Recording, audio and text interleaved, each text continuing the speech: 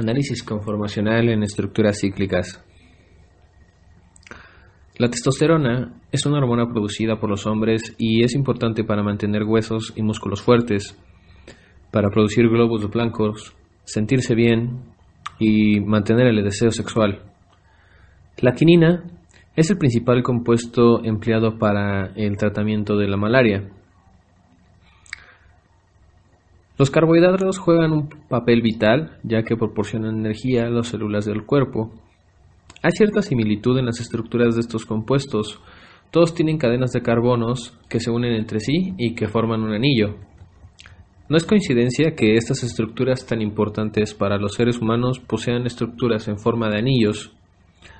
Resulta que existen estructuras de 3, 4, 5, 6, 7, 8 o más carbonos. La diferencia radica mucho en su estabilidad. Al ver una tabla con los calores de formación, podemos observar que para el ciclopropano y para el ciclobutano, el calor de formación es de 499 y 650 respectivamente. El calor del ciclopentano es de 786 y 936 para el ciclohexano respectivamente. Posteriormente, el cicloheptano posee un calor de combustión de 1099. Entonces, esta diferencia de calores de combustión nos habla de lo que sucede dentro de la molécula, ya que podemos comparar unas con otras. El ciclopropano se caracteriza por una gran tensión angular debido a los ángulos de enlace muy inferiores a 109.5. El ciclopropano se dispone plano, presenta 6 hidrógenos eclipsados y una importante tensión angular. El ciclohexano es un hidrocarburo que se obtiene del petróleo, por tanto de una fuente no renovable. Su estructura consta de una cadena lineal de 6 átomos de carbono y 14 de hidrógeno. Tiene un olor reconocible ya que es similar al de la gasolina, la cual contiene también hexano, además de hidrocarburos de cadenas más largas. La estructura plana del ciclohexano presenta un problema. Todos los hidrógenos unidos a los carbonos se encuentran eclipsados, es decir, en línea completamente unos respecto a otros. Debido a las fuerzas intermoleculares, los hidrógenos se van a desplazar a una posición más relajada y de menor energía, a la cual llamamos comúnmente posición silla, la cual tiene la característica de que sus hidrógenos no se encuentran eclipsados de esta forma. Por ende, su estructura será más estable y la molécula preferirá situarse de esta forma. Sachse en 1890 ya había concebido la idea de que las estructuras presentaban algún tipo de cambio o incluso torsión que las hiciera adoptar una estructura más estable.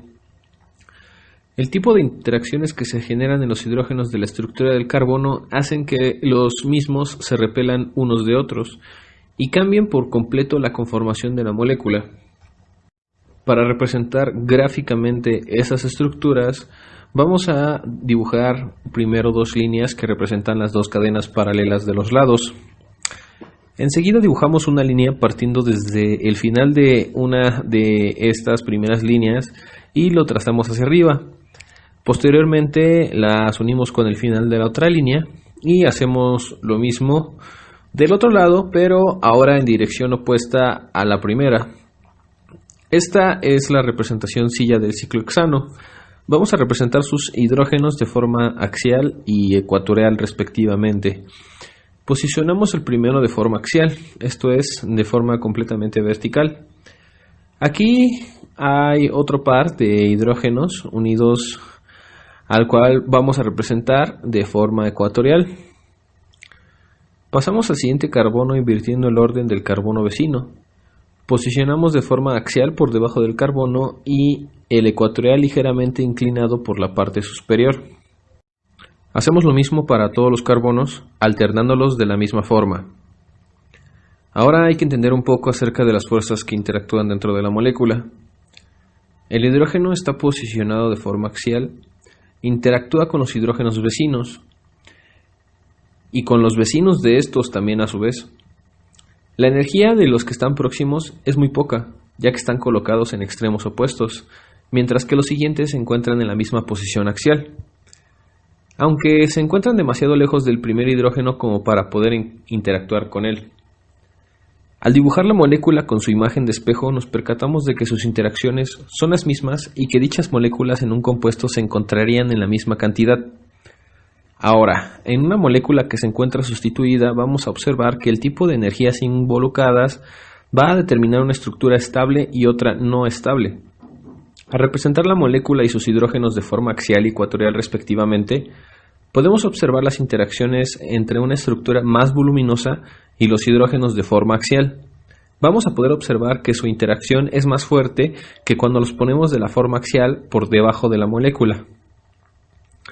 Esto sin duda va a propiciar que la molécula prefiera una estructura a otra.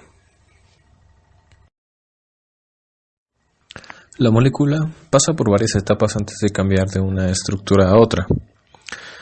En la siguiente representación, la figura 1 es el ciclohexano con un sustituyente. La punta contraria al sustituyente va a levantarse y una de las líneas del costado del ciclohexano se va a torcer para formar la estructura conocida como bote torcido.